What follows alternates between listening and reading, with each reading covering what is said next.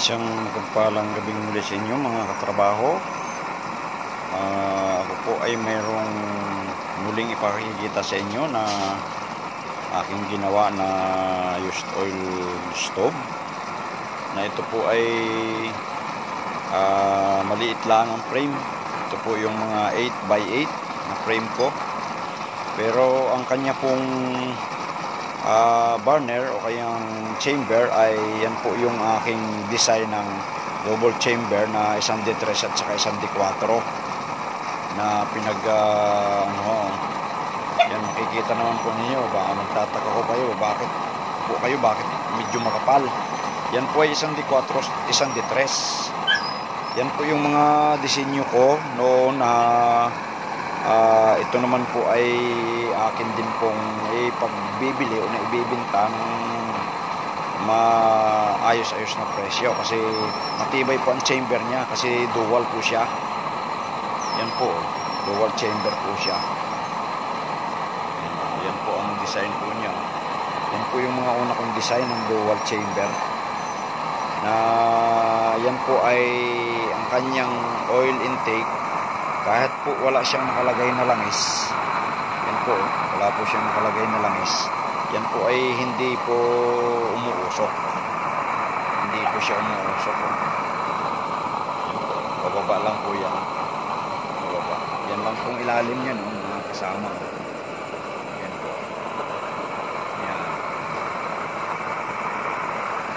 Yan po ay ginawan ko ng paraan na maging splash proof. Kasi yan po yung mga design dati, hindi ginawang splash proof. Ngayon po, ginawan ko lang po siya ng taklob. Ano po, may taklob lang po siya. Yan po ang splash proof niya. Simple lang po siya, pero siya po ay dual chamber. Yan po yung mga dual chamber ko noon, nung unang-una pa. Mga una ko pang gawa ko ito sa dual chamber. Siya po ay naka-welding dun sa taas. Nakatuwid po yung D3 bago akin pong kinarap yung D4 sa welding dun sa taas. Ito po yung na-vlog ko na rin nung una, yung mga ganitong klase. Kaya lang ang pagkakaiba ko ay wala po siyang splash proof. Kasi itong splash proof po ay ginawan ko lang ngayon ng paraan.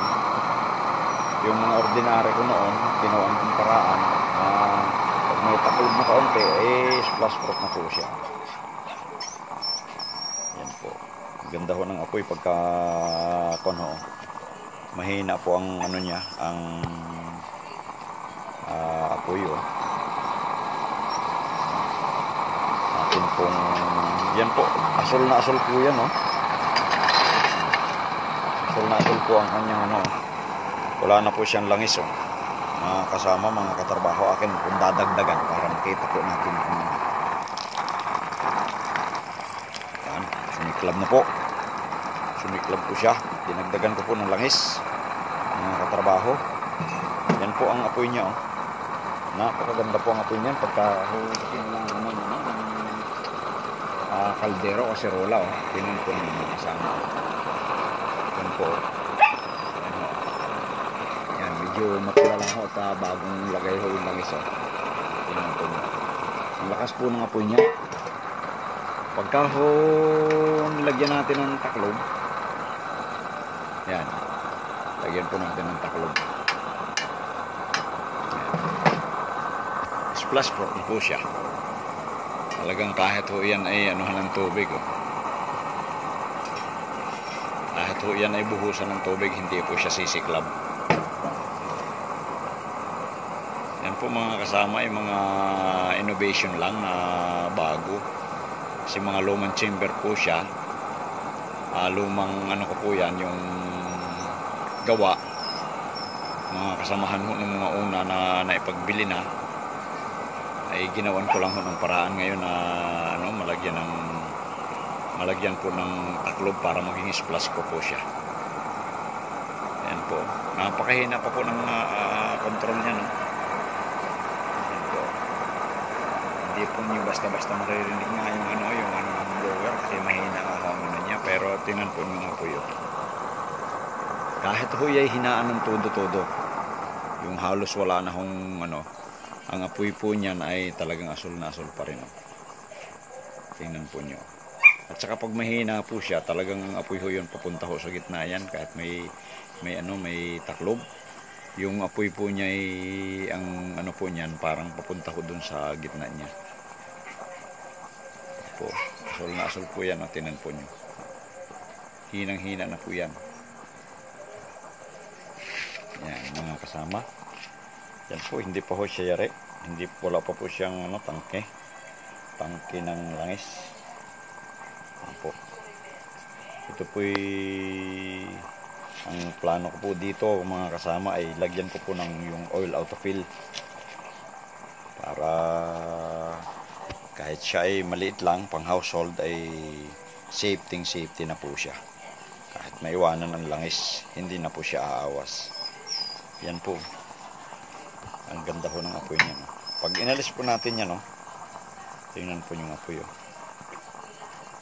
Banayad na banayad pagka wala talagang ano. Pero pagka yan ay nilaksan natin, mga katrabaho, tingnan po. Tapos po ng apoy niya. Halos wala nang langis. Yan. Pagka naman nilagyan natin ng splash proof, ayan po ang ano niya. Hininaan po natin, yan ho ang apoy niya. Kahit ho mahina ng hangin niya, ang apoy po niyan asul na asul pa rin. Yan. Ang maganda pa po pati dyan ay matibay ang chamber kasi doble. Hindi po na aabot ng apoy yung kanyang labas, yung labas na chamber. Hindi ang apoy lang, ang apoy po niya ay doon lang sa loob. Yan po. Yan, kung inyo pong nagustuhan mga kasama, paki-subscribe naman po, paki-hit ang notification bell, paki-like and share para sa mga susunod na video ay kayo po ay updated sa aking mga ina-upload. Maraming salamat po, pagpalain po tayo ng buong may kapal.